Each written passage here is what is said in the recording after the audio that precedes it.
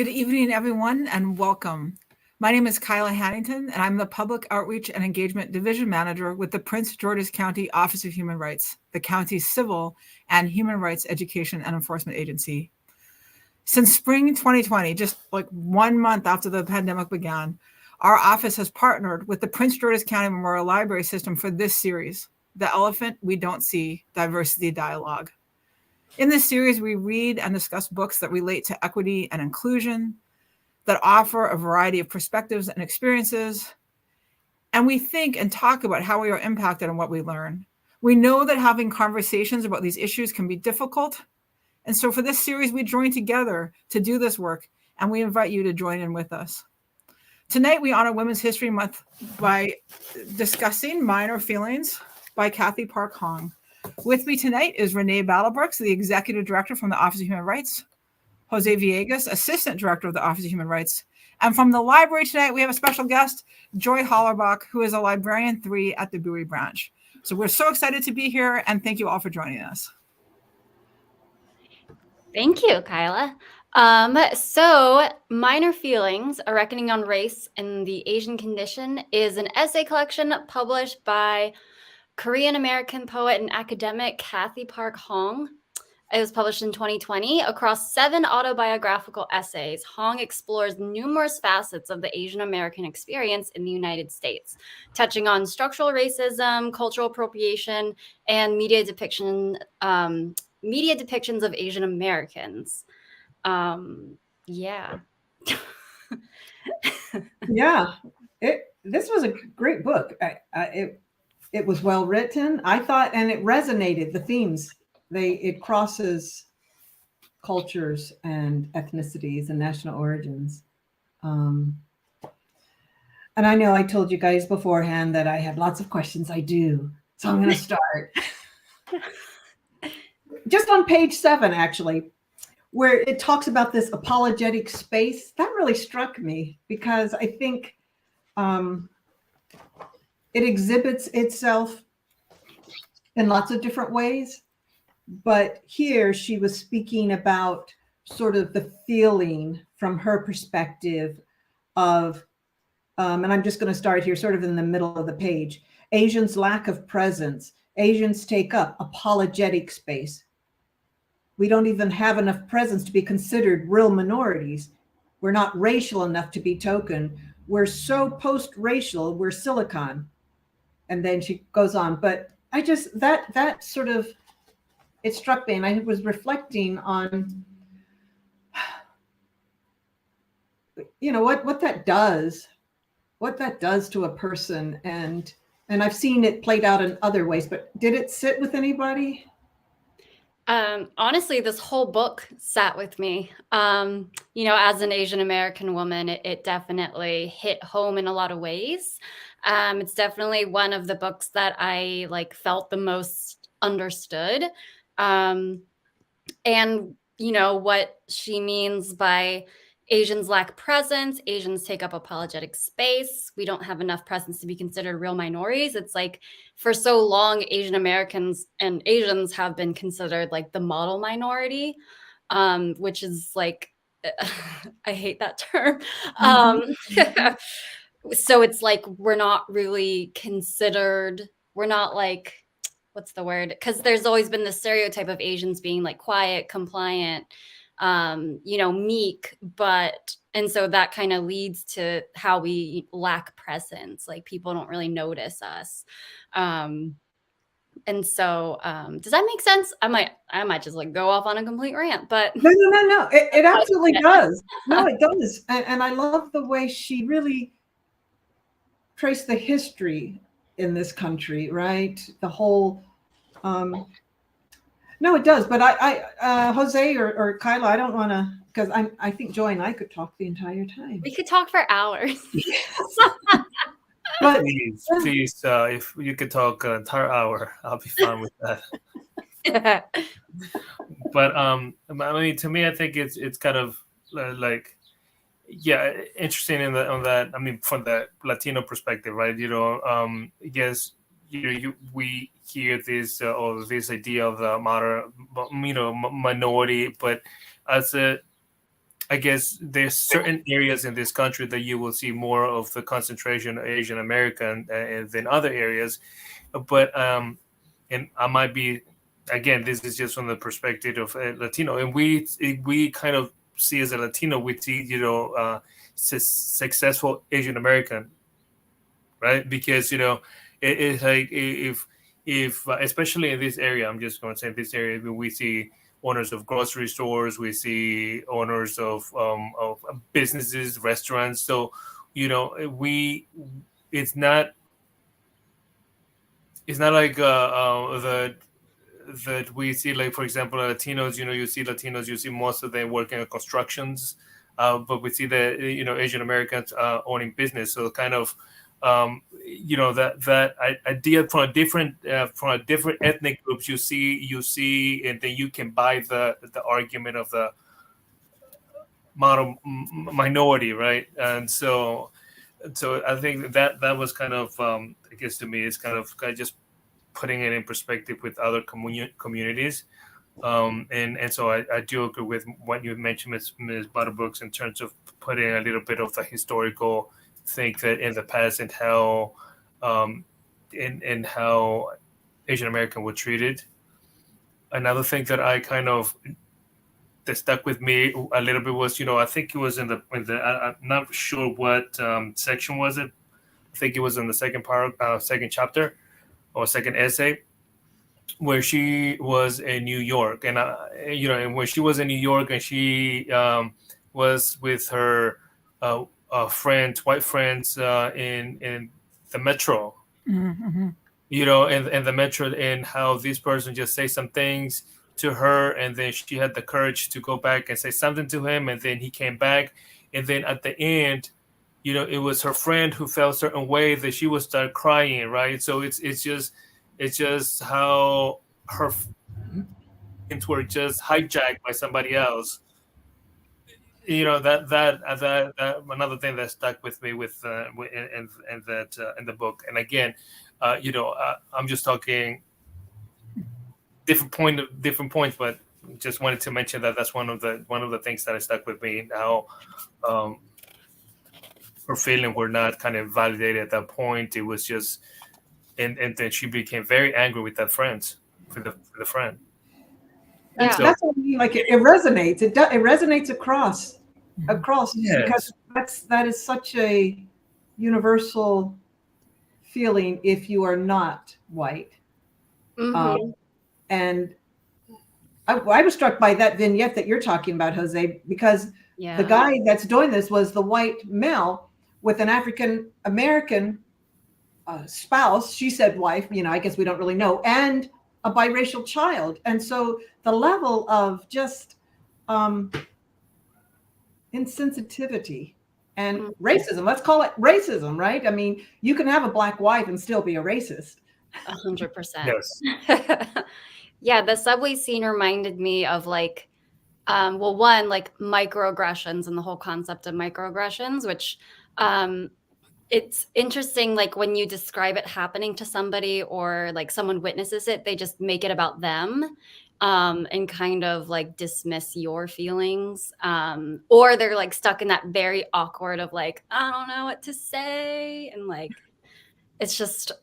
I mean, it leads me to another quote about, and again, I don't remember what section, but it's, let's see, the quote goes, patiently educating a clueless white person about race is draining. It takes all your powers of persuasion because it's more than a chat about race. It's ontological. It's like explaining to a person why you exist or why you feel pain or why your reality is distinct from their reality. So it just Page like, 18. Yep. Page 18. Yeah, I have thank that. you.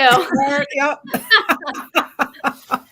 Yeah. That, oh my God, that quote, I was like, oh, whoa. Like it just like set so much with me. But like, what do you all think of that?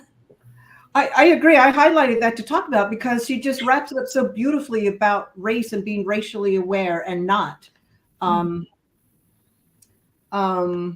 And then I like this, you know, this thing. We were here since 1587, like, you know, True. exactly, like in your face, right? that other quote that you said actually before was page 9, and that struck me as well. But it comes back to all of this. In the popular imagination, Asian Americans inhabit a vague purgatorial status, not white enough, not Black enough, distrusted by African Americans, ignored by whites, unless we're being used by whites to keep the Black man down, right?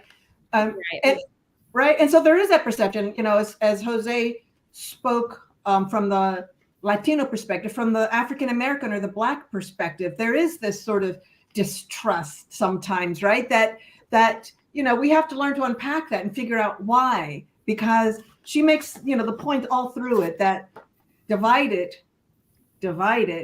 we're not going to be right.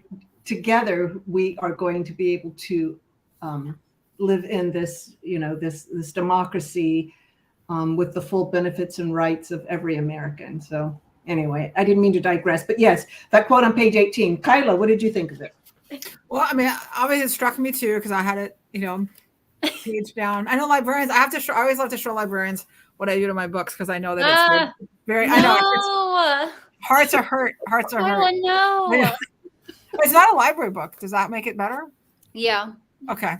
Because I know I've made Michelle very unhappy from time to time when we've done this together. But I had highlighted that too. Like I really the part about it's like explaining to a person why you exist. And this I'm gonna say that whole line again. Why it's like explaining to a person why you exist, or why you feel pain, or why your reality is distinct from their reality. And that sense of fighting to be heard, and to just run repeatedly into brick walls of behind that, maybe not behind, like I'm okay, this metaphor is just coming to me, so it's not going to work out, but we're gonna stay with it. But this kind of like brick wall of like faux innocence.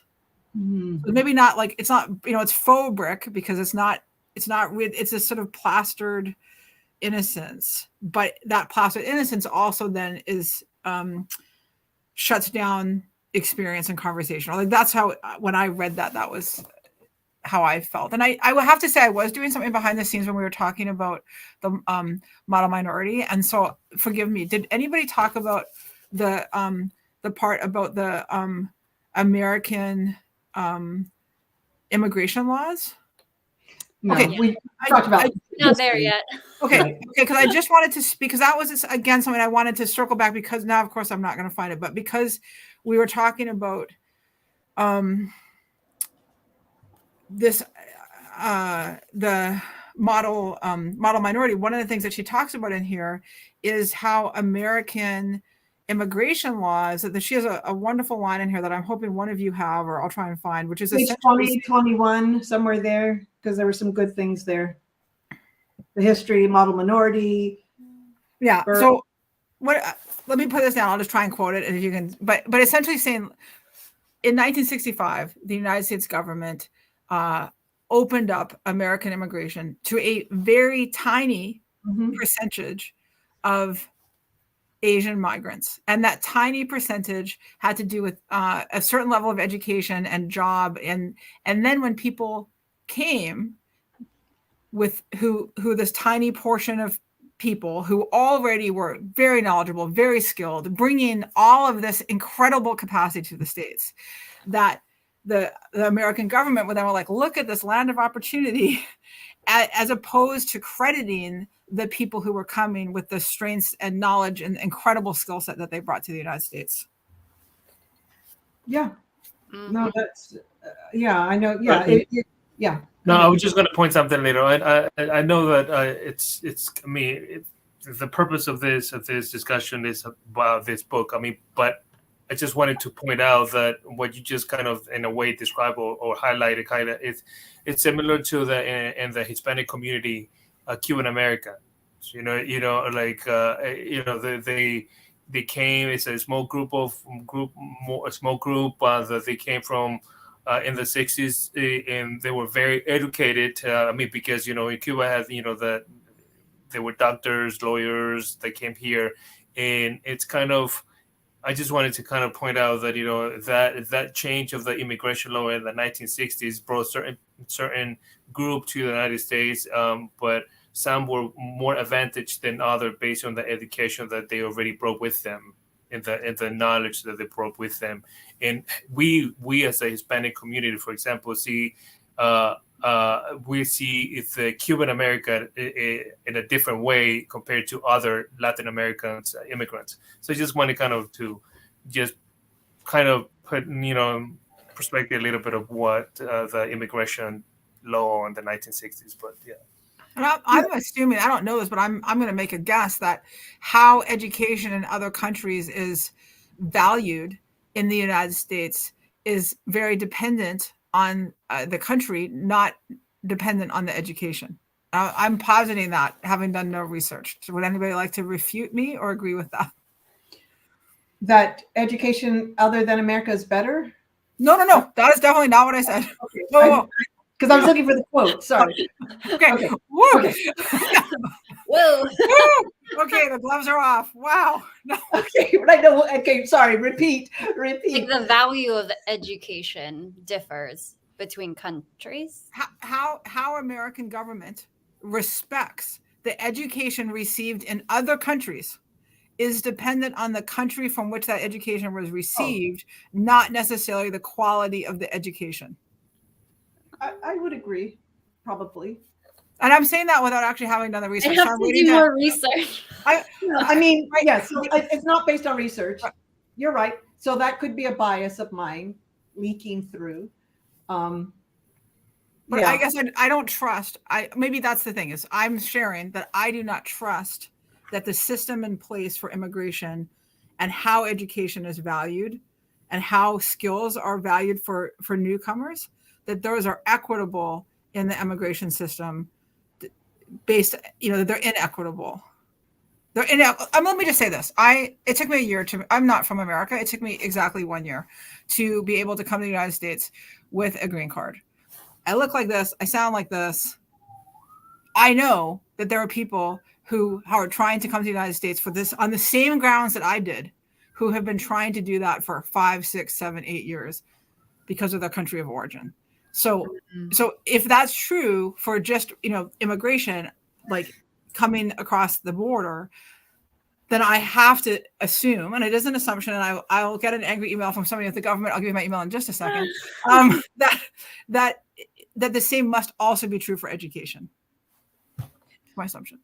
Yeah, well, and back to sort of the quote and what we were talking about, 1965. Joy brought it up, and then Kyla, you were looking, but I think it is here on page 22 when she gives us when Ms. Hong gives us this history lesson about where the model minority myth came from and why, right? So I'm just going to read a little portion. In 1917, the U.S. government expanded the ban to all Asia, later even restricting Filipinos from coming in, though the Philippines, was a former U.S. colony. Basically, the immigration ban was racial segregation on a global scale. When America welcomed the degraded race, in quotes, back in 1965, it was because they were enmeshed in an ideological, and these are her words, pissing contest with the Soviet Union. The United States had a PR problem. If they were going to stamp out the tide of communism in poor non-Western countries, they had to reboot their racist Jim Crow image and prove that their democracy was superior. The solution was allowing non-whites into their country to see for themselves. Again, this is her interpretation, but it is worth thinking about. During this period, the model minority myth was popularized to keep communists and Black people in check. Asian American success was circulated to promote capitalism and to undermine the credibility of Black civil rights. We were the, quote, good ones, since we were undemanding, diligent, and never asked for handouts from the government. There's no discrimination, they assured us, as long as you're compliant and hardworking. No. Ooh. Exactly. Ooh is right. I did find, I'm going to add to that, and then we can, but To page 13. When the 1965 immigration ban was lifted by the United States, my father saw an opportunity. Back then, only select professionals from Asia were granted visas to the United States, doctors, engineers, and mechanics. This screening process, by the way, is how the whole model minority quackery began. The US government only allowed the most educated and highly trained Asians in, and then took all the credit for their success. See, anyone can live the American dream, they'd say about a doctor who came into the country already a doctor. And I love how she gave us all a spanking about lumping, quote, all Asians together. I mean, she's brilliant and she's right. And it makes us really consider. And we are very, I mean, I think well, no, let me not say that. I think, though, depending on where you live, right, your history is centered around that. And your worldview is always centered around that. I think that we're not different here in the United States because of our century. But I think that we are not we don't learn as much about other cultures and ways that others learn about us, right? We're not, I lived in England and I learned all about British history, and it was nothing to do with American. I don't even remember mentioning the Yankees, the Yanks across the pond, right? And I lived in other cultures, but I think that other places go out of the way to learn a little bit about sort of the Western history, even if it's just right. But we really know nothing about history in other parts of the world. I might say that you probably did not hear anything about America and England because they lost 2 wars. Right. We gave it to them. Yeah. Wow. But, I mean, of course, their history spans, hundreds of years. Yes. But but I think in that section of where you guys discussing what she's saying, also she says something about that the actions that were happening in other countries were actually the direct result of the United States involvement again. Right? I think she mentioned that in the same area where you discussed the same area that you were reading about the American and how people came here. She also mentioned that how involved the United States was in creating certain conflicts in there in those places too. Yeah, she really takes a hard view, and it is not a hard view, but she takes a hard look at this, and it's an honest. She gave a lot of herself in this book. I don't know if I would have that courage. Yeah. I mean, she really gives a lot. Just her emotions, her thought process. She's very, And she writes it in a way that you can easily digest. Like, I mean, she is a poet, but she the way that she writes it too is just so it's like, oh yeah, that makes sense. And then also how quickly, bumping down on 22 when she kind of says the title of model minority can change very quickly, especially especially with 9/11 and how kind of anyone with even if they weren't Muslim or Middle Eastern, that anyone that was brown was automatically she describes it as the Indian Americans are one of the highest earning groups among Asian Americans, but since 9/11, they've been downgraded to or have begun self-identifying as brown. So it's just interesting how that can just change by one event, because it's well, I mean, this can even be brought in the present day with COVID-19 and how everyone thought it was, the Chinese. And so there were a ton of Asian hate. There's a lot of assaults and things. So it's not that the minor minority stereotype has changed, but that kind of, group mentality of oh, well, since, this happened here, it's all of them are the reason why, even if some of us have only lived in America our entire lives. No, you're right. But not everybody thought that, but you're right. No, not everybody. Definitely. Yeah. I also was struck, and I thought I had written down where it was, but how she, I think a symbolism of, sort of a symbolism of, or characteristic, I think she said, of racism where a minority child is an adult, is not treated like a child, and a minority adult is treated like a child, right? So this, I'll find it, because again, she has just such a beautiful way of, as you said, Joy, explaining. And yes, she was angry, and the anger comes across, but in a very, like, you can't get mad at her anger, right? It's righteous anger, I guess, righteous indignation. As I was reading, though, I thought, wow, if I had written this as a Black female, I think I would have the label, there goes another angry Black female, you know, just this whole, that other trope, that other stereotype. But it was, it's brilliantly done. Yeah, and I forgot what part, but I remember her talking about the was it an old movie or a show where like the it was like a white girl and a Black girl, and like she didn't become like a person until like the white girl helped her or something. Does that sound familiar?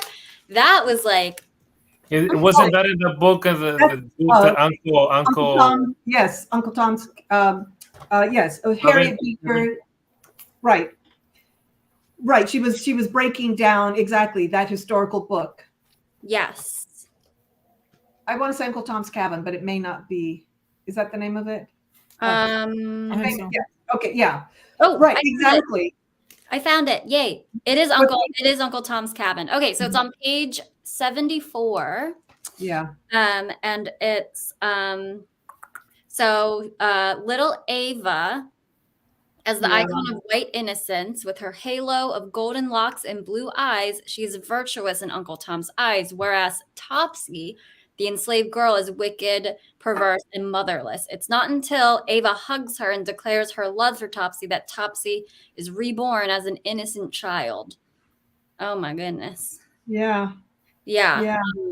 So that was like, you know, and it made me think of kind of like all the movies where like the Asian best friend is just uplifting like the white main character, or if the Asian character is the main person, they're pursuing a white person, is what I've noticed. And that's what I thought of when I read about Uncle Tom's Cabin. I was like, oh my gosh, like it's even in modern day, it's still kind of like that, even if that wasn't like the initial intention, of just how we can never be like the center, but we help white people feel better about themselves. It is interesting. Kind of changing the subject a little bit, but not really. I was struck about this, the vignette with Dr. David Dow. And I remember when that happened on the United Airlines around page 32. And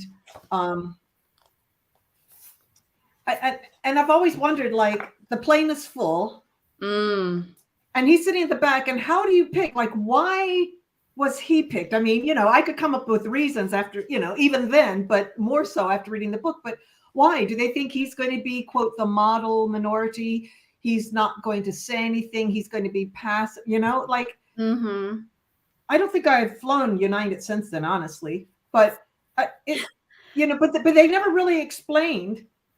They made apologies, but you know, it's still disturbing after all of these years. So April of 2017, 18, 19, 20, 21, 22, 23, that's 6 years. We're coming up on 6 years. No, I don't want to get off of the plane. I paid for this ticket. How can you make me get off the plane? Exactly. Nor should he have had to. Exactly. And so why not just start at the front row, whoever's there? Or, you know, I don't know. It still is disturbing. And here she does talk about it, you know, benign and anonymous professionalism. His appearance said, I'm not one to take up space nor make a scene, not one to make that sound, especially because she talks about sort of that not cry. How did she describe it? Like that sound that came from his core when he ran back on, right? And then he's hugging, you know, right? I mean, they knocked his teeth out, for Pete's sake, his teeth. Yeah.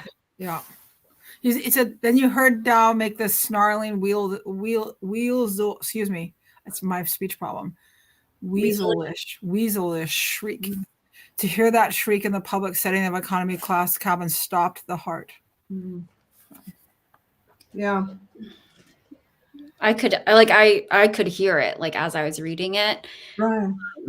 And like, and I think the reason why it's her like anger is just so like it's just so beautifully written is like every like let me see it. An Asian man is finally the everyman who represents all middle class America, but I don't buy it. Dow is not every man because not every man would have been brutalized in that way, and that's like Right. like I just. And just like you said, Renee, with like they size them up as passive, unmasculine, untrustworthy, suspicious, and foreign. So like, yeah, right. But he was on the back of the plane, so you had to go past every other person on the plane to get to the back to pull him off. Right. So, they did their own sizing up, like who is the path of least resistance. Anyway. Exactly. Yeah. And like, this was in 2017. That's like not that long ago. Exactly. That's why it's so even more disgusting than it is, right? Hey, but I'm sure that a lot of these things that have been described, even in the past, I know when she was describing, when she was younger at the K-Town in LA. That was when I think it was dealing with the Rodney King incident in that portion at the beginning of the book when she was describing that when her, and that was back in the 1990s. We're in 2023. I'm sure that things that she described that happened back then in the early 90s is still current now. It's just so it's we have moved forward a little bit, but I've been probably not much. We've moved backwards a whole lot, even though we've moved forward. We've taken gigantic. That is true. I completely forgot the last 6 years when I say we moved forward a little bit. we have the veneer of moving forward, and I don't want to be a Debbie Downer. We have made strides. We really have. We've made great strides, but it's not holistic and it's not systemic, and depending on where you focus, it looks like everything's great. But if you don't take care to understand or look at the systems, you see without having to look far, that we have not come far, that the inequities still exist, that the systems that made it are still there. And it actually brings me to this page 49. I made a note here, parallel to what is happening now. Let's see. Okay, so let me think what I was thinking. Because it's this culture of sort of silence or not. Oh, I have a quote for that when you're done too. Okay.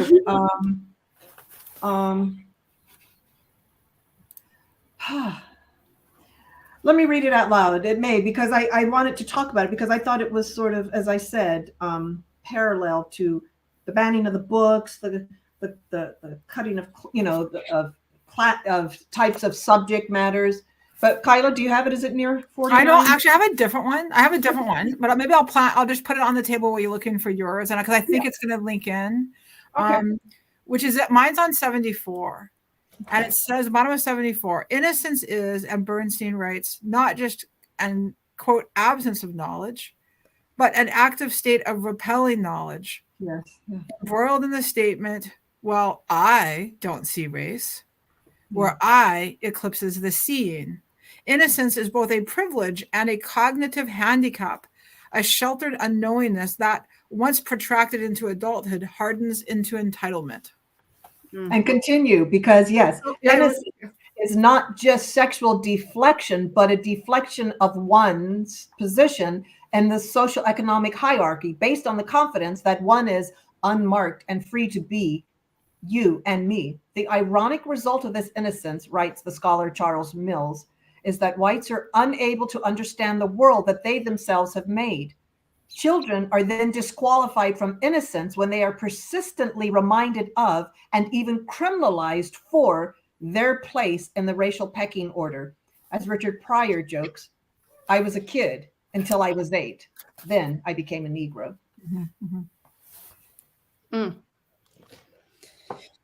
Did you find yours on 49? But yeah, so I'm thinking, yeah, and exactly, willfully not wanting to understand or learn or grow. But I mean, other people have said this. I mean, I think we've talked about this in the previous in these series itself, which is this idea of you don't see race or you don't see color, you don't see me. You don't see my or, you don't see the people. You're just a racing experience, and there seems to be a kind of joyful, congratulatory element when people say this. Like, I don't see color, and I always want to be like, well, then you need to go to an eye doctor, bud. That's like. Because how can you not? And so why is it so necessary for us to pretend that we don't? Because also, does that imply that people who are different shades from whatever shade of skin you have are wrong? Because if they're not wrong, why would you be afraid to see it? Yeah. I don't know if this is your quote on 49, Renee, but she does talk about like how non-white writers have to prove that they're in pain, and like the success of their books is like how much they hurt, and like let me see. I don't think, therefore I am. I hurt, therefore I am. Therefore, my books are graded on a pain scale.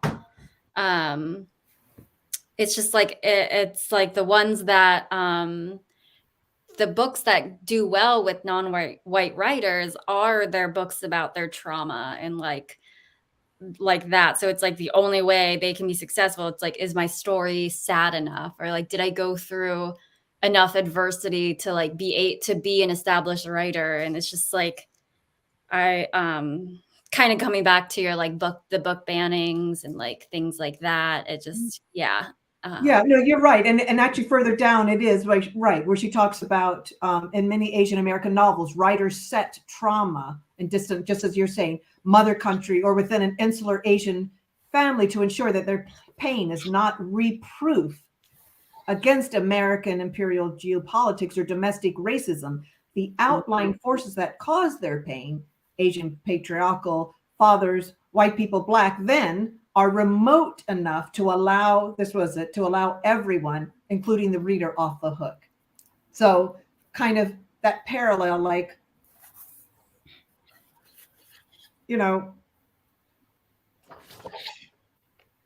are things so remote now that we are, when it comes to some of the real things that are happening now. I mean, I think about you, Joy, at the library. Like, we're lucky we live in Maryland. Oh, 100%. But is book banning, I mean, it could change in a blink of an eye. Yeah. I mean, luckily I haven't experienced like an attempt to ban a book. I mean, we've had parents be like, why do you have this on display? And it's like, well, because the library, we support, all identities, all genders, all sexualities.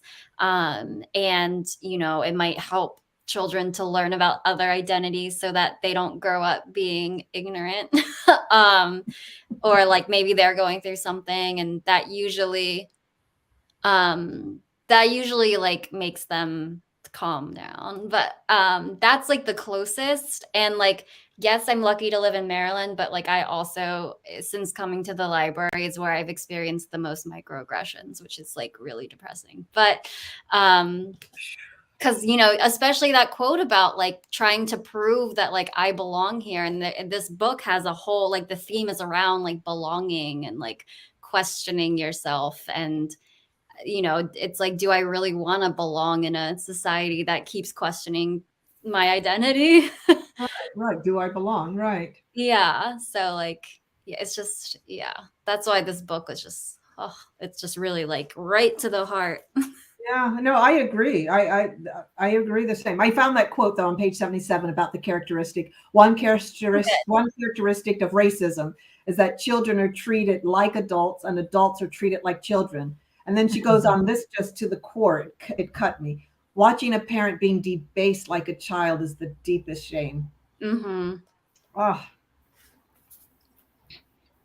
And she talks about, right, someplace about, right, the slowing down the speech and talking, right? And then she's the fixed eyes about like having to catch herself when she orders perhaps, and somebody on the other end isn't speaking with an American accent, and right. So it was we have to check all of ourselves. We have to check ourselves and others. Yeah. Yeah. No. I was curious, and I wanted to talk about something that's a little later on, which is to do with, so it's in the chapter or the essay, because it's a collection of essays. So it's in the collection, the essay Bad English. So the bottom of page 201. And she talks about, okay, at the time of my writing, this country has seen a retrenchment on identities of both sides of the political spectrum. The rise of white nationalism has led to many non-whites defending their identities with rage and pride, as well as demanding reparative action to compensate for centuries of whites plundering from non-Western cultures. But a side effect of this justified rage has been a stay-in-your-lane politics in which artists and writers are asked to speak only from their personal ethnic experiences. Such a politics not only assumes racial identity is pure, while ignoring the messy lived realities in which racial groups overlap, but reduces racial identity to intellectual property. So I said 200. I'm sorry, 100. 100. I was on 200 and I was like, what is she reading? Sorry, this is my cat, Luna. Yeah, I love when cats come to visit.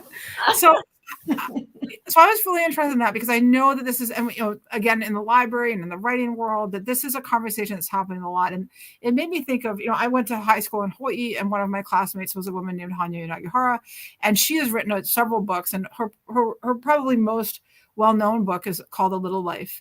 And that book is about, for the sake of identity, we're going to say gay men. Well, Hanya Nagihara is not a gay man. And she has I read an essay or a conversation with her in The Guardian, where she said, I can write whatever I want. It's for the reader gets to decide if I did a good job, but I can write whatever I want to write about. And so I know that this is such a debate. And I was just wondering, like, how, if we want, when you got to that part, like, or as your readers or as you're consuming art or music or movies, like, what are your thoughts about this, if any?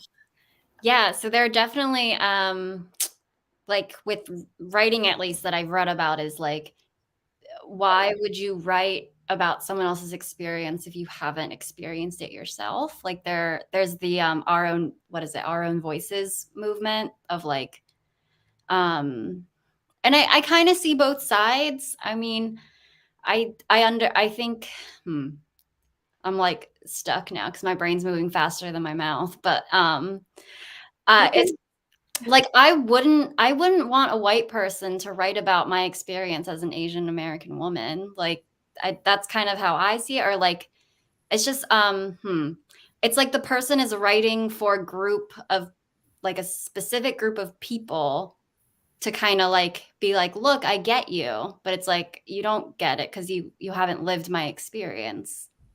So like, am I making sense? Isn't that all depend whatever the topic is? Because sometimes, especially if you want to kind of express, somebody from your culture or my culture, they want to express certain things that they went through culturally or based on their culture. I think it's just best for somebody from that culture to express it, right? Mm-hmm. But if there's other things that probably your culture or my culture can move forward with, and sometimes you need the majority group to push it a little bit. So I guess it's just depending on the topic. Like, for example, I heard in the past, that there is a lack of participation on immigration protests and some pushing the immigration for a particular group, right? Mm-hmm. But the view is, I wouldn't mind if white people get this topic and push this topic because they Oh, will yeah. pay more attention than mine. So I guess it isn't depend on a specific topic or what you're trying to convey, that you Yeah. might be willing to allow other people also to kind of write something about. I mean, I don't know if Yeah.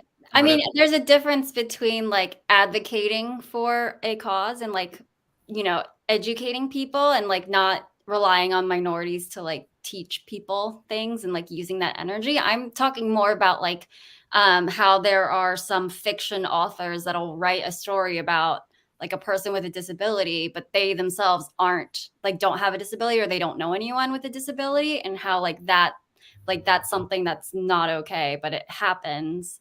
So I think it's like, you know, instead of it, like if you're saying like, I care about this issue and like this is why people should know about it, and you're in a place of power, like that's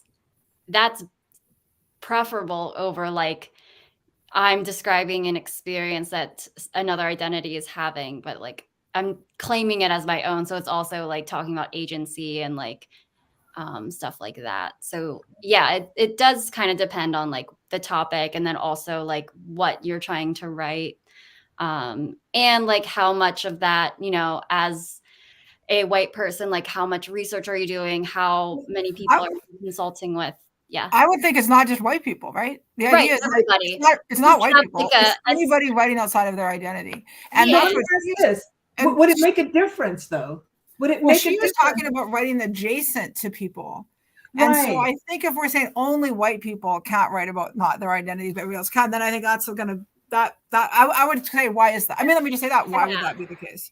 But I liked her handle of writing adjacent, like there are that your experience, whoever, whatever, because we all have different identity, whatever your identity is. Yeah. There are going to be areas of symmetry. So maybe you have an economic experience that, you know, is adjacent to not necessarily an economic experience, but some other experience, you know, and how can you be in art? Because she talks about different artists and that they're speaking in their art adjacently as opposed to over top of. And I thought that was a very interesting concept, but I'll be honest and just say, because I did ask you guys a question, what do you think of it? I struggle to understand what that would look like in practice. Like, I like it. It's one of those things that use that theoretically, I'm like, oh, that sounds amazing. What is that actually? What is that? How would that look as an artist? Let's say I do visual art. What would it look like to be creating art adjacent to people, not over top of them? And I don't have an answer. Well, let me ask this question. Would it make a difference if I, as a Black female, wrote about a white female experience, but I say I am a Black female?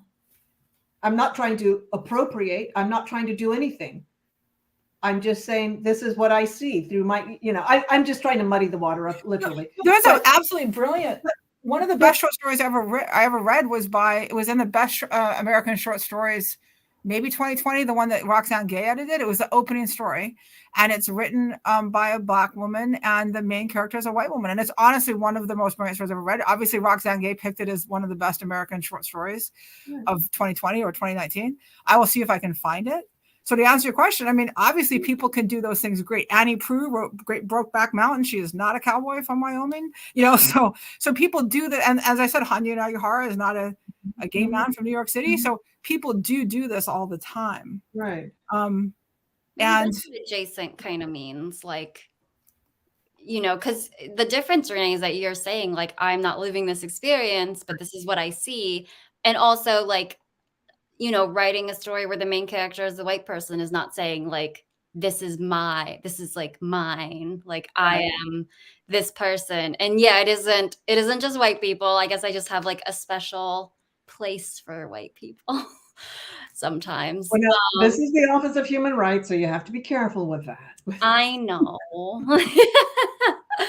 Yeah, I mean, I guess for me, I understand like not appropriating somebody's voice or culture. I get that. Yes. But I also want to guard against, I think there's a balance because, you know, if we have all gone to our respective corners, how do we, you know, how do we then live in harmony? having discussions like this. Absolutely. You're right. No, that is right. But, I don't think it's a myth. I think that we are the great melting pot. Now, what that means is, but America is, we are unlike any other experiment. There are others that are coming along, I think, right? But, I mean, there are some countries and cultures, but not many, where you can meet somebody from the opposite end of the world from where you are from and meet here and get married, have children. That just is not something that happens in most countries. Yes, there are some countries, but yeah. I think I honestly agree with that. I mean, just I don't know if you kind of hear in the news or some other, probably not too much in the news, but for example, France. I mean, France, we know, is one of those great democracies in the Western society, right? But but even being one of the Western democracies, I mean, they still have certain classes, a certain segregation, and based on people that coming from Africa or Middle East, even though they live in the same same country. So, but that's kind of, you were saying, especially here in the United States, you can at least view yourself in a, even if it's not in practice, in theory, like a equal footing, right? That you have, you can, you are able to live in certain places. You have, if you have the funds, but in other countries that are same democracy, I mean, or the democratic countries, there is some type of segregation based on class, economic, as well, and yeah. So I just kind of point a little bit about what you were saying in terms of the United States, in terms of this idea with the melting pot. Yeah. I Different wanted to others. to quickly move to like this notion of silence, and in our last few minutes, I was riveted by the story of artist Cha. Oh, I went down a rabbit hole and I did some research and started to look, but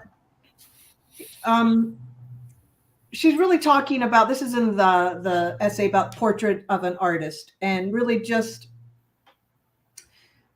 giving us a window into a particular incident and how she was dealing with, do we talk about this? Do we not talk about it, right? We don't talk about it because it will harm people. We feel it'll harm the family. But then she talks about this whole notion of silence. So I just want to read. And she was talking about how this particular artist developed an aesthetic of silence, right? Making silence work. And she talks, that theme is throughout, right, in poetry, how silence itself is part of the poetry, as in music, by the way. But so I'm going to read this last thing. It says, and then I want to ask, reflecting on sort of our issues of today. The problem with silence is that it can't speak up and say why it's silent. And so silence collects, becomes amplified, takes on a life outside of our intentions. In that silence can get misread as indifference or avoidance or even shame. And eventually this silence passes over into forgetting. And I was so struck by that. And then, right? Like, we're asking people today not to say you're not a racist. We're asking people to be anti-racist, which requires that you not sit on the fence, that you actually take a stand, right? And so I thought, like, silence is consent, right? That old adage, which has truth to it. So with everything that's happening, all the different stories, everything that we hear, right? We're bombarded with tragedy or with nonsense or with political theater. And I don't want to get into politics, but I'm just saying all the real things that are happening. Silence collects, becomes amplified, takes on a life outside of our intentions. In that silence can get misread or as indifference or right. So how did that strike you guys? How did it sit with you? It's just like, wow. looking in the mirror like we cannot. This is just another way of saying that we will say, oh, it'll blow over, or come on, we don't have to get involved, because no, actually we do. Yeah. I was just talking to my spouse about this weekend, because this is literally something that I keep running into in my own self. So I was in a space a week ago where there were some people in a kitchen. I was one of them. I was around the corner, so I was not visible. And there was 2 men and a woman, and different races, but whatever, people were all together. And a man walked in, and he looked at the woman and he said, "Oh, it's good to see that you're in the kitchen." And then he said, I had to make the joke. And then he left. So it was like a hit and run. And I was around the corner, and it took me my brain, by the time my brain caught up with what had happened, the person had left the room. But I will also have to say, in all honesty, this is not the first time my brain has taken a minute to catch up with what's happened. And I'm getting a little tired of it. I'm 49 years old. You know what I mean? Like, at some point, it's like, Kyla, you've got to be able to be in the moment and be like, what the actual heck did you just say? And so, so I've just been having this conversation about catching myself in silence again. And this is not to say that I'm always silent. That is not what I'm saying. But every time that I am silent, I'm both angry and deeply disappointed. And so I wonder, like, just on an internal, and I don't know if you have that. I saw Renee, you pointed yourself. So I'm sensing, you've had these same experiences. Like, what do we do? Like, what is our internal, how do we get the brain to crank over a little faster? Or if it doesn't crank over and you're just like, wait, did I really hear that? What happens next? Yeah. I mean, I think, like, along the vein of, like, we read everything, we see videos, like, we're not living what's happening. And so when it is happening, we're like, oh, it's like a shock. It's like, oh my God, like, is it happening? And, like, you could be the most, self-aware person and empathetic person, but, like, when it's happening, like, in that moment, it is like a bit of like, oh my God. Because I've definitely experienced that as well, of, like, when it happens, and then by the time you, like, think of a response, like, it's over already. Exactly. And it's like, I don't have an answer for you of how to, like, change that. I guess, like, really, like, when it happens, like, really sit down and, like, I don't know, have some phrases in your back pocket. Like, I like to use the phrase, like, "That's interesting. Why did you say that?" Or, like, Explain that to me. I do love that. I'm good at that one. I don't get it. Yeah. And then that pull it out. Yeah. Yeah. And that kind of, like, gets them to sort of stop a second and be like, huh? And yeah, so sorry if you heard her voice. That was my husband. He's asking if I fed the dog. Anyway. Yeah. It is hard in the moment, Kyla, sometimes, because one part of your brain, you're trying to process, like, did I just hear that? No, that can't be. No, wait, this is, 2023. That's, and you're like, if you're like me, sometimes the out of body's like, wait, I could, right? And then the moment has passed, and then it's like, that actually just happened. No. Yeah. I will say, I don't want to cut us off, but I know that we're looking at time, and we do have a question from Ms. Vivian, one of our a person of whom we are a super fan. And her question is, what does minor feelings mean? So minor feelings is the title of the book. Do one of you want to tackle the meaning behind the title? Yeah, I actually have the quote written down where she talks about minor feelings. So let's see. It's minor feelings occur when American optimism is enforced upon you, which contradicts your own racialized reality, thereby creating a static of cognitive dissonance. There's also minor feelings, the racialized range of emotions that are negative, dysphoric, and therefore untelegenic, built from the sediments of everyday racial experience and the irritant of having one's perception of reality constantly questioned or dismissed. Yeah. And I know we're out of time. We have 1 minute, but, she spoke about woke, and it was beautiful. Just, page 192. You want to do it? Go for it. Yeah. Really. So this is her last essay about the indebted and really breaking down about, no, there is no debt to repay, right? There is, right? We're not going to be apologetic about our existence. We're not, right? All of these things. And then she was reflecting about how she had dismissed, some of those on whose shoulders we stand, right? Some of their work, the advocacy. And so she said, it concerns me how fast I dismissed the hard work of my activist predecessors after hearing enough experts spout off, she put experts in quote, spout off on the frivolity of identity politics when the international and interracial politics of Kajoyaman and was anything but frivolous. This is really talking about, you'll have to read it to find out about this person who's in, and I know I butchered her name, Kojiyama, sorry, who's in the picture at the assassination of Malcolm X and, holding his head in her lap, right? And so then she said, it makes me worried about the future, about this nation's inborn capacity to forget about the powers that be who always win and take over the narrative. Already woke, and this was in 2020, I think, is a hashtag that's now mocked, when being awake is not a singular revelation, but a long-term commitment fueled by constant re-evaluation. I thought, yeah. She nailed it. She nailed it everywhere in this book. Yeah. Cathy Park Hong, I am a fan. Another hour. Yeah.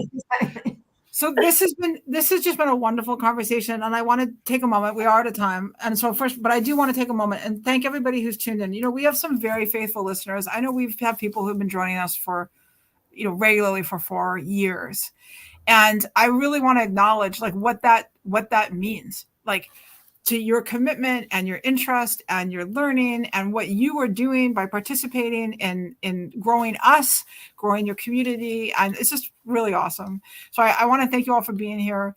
We did mention a bunch of different books. Of course, we are talking about Minor Feelings by Cathy Park Hong. I did put a link in the chat on YouTube where you can go to her website, but you can also Google Cathy Park Hong and find it.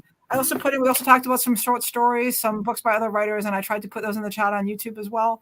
But please, if you have any questions, you can reach out to us. I'm going to give you our email because I'm expecting that angry email from the government of the United States regarding education, ohrstaff@co.pg.md.us. And if you have any questions, you can reach out, address your problems to me, Kyla. And we have a huge number of more events coming up with the library system. You can go to pgcmls.info/events to see what they have going on. And you can also visit our website, civilrights.mypgc.us, to see what we have coming up. Tomorrow we're talking with Love for Immigrants. On Thursday, we're having the Prince George's County Reads book discussion where we look at Rabia Chowdhury's Fatty Fatty Boom Boom from the perspective of women's rights. And there's just many, many, many more things coming up. So we hope you come back and join us. Joy, thank you so much for being our special guest for this wonderful book. We really appreciate getting to know you and you being here. Yeah. And Jose and Renee, thank you again. You guys have been awesome. And thank you, everybody. All right. Thanks. All. Bye. Bye.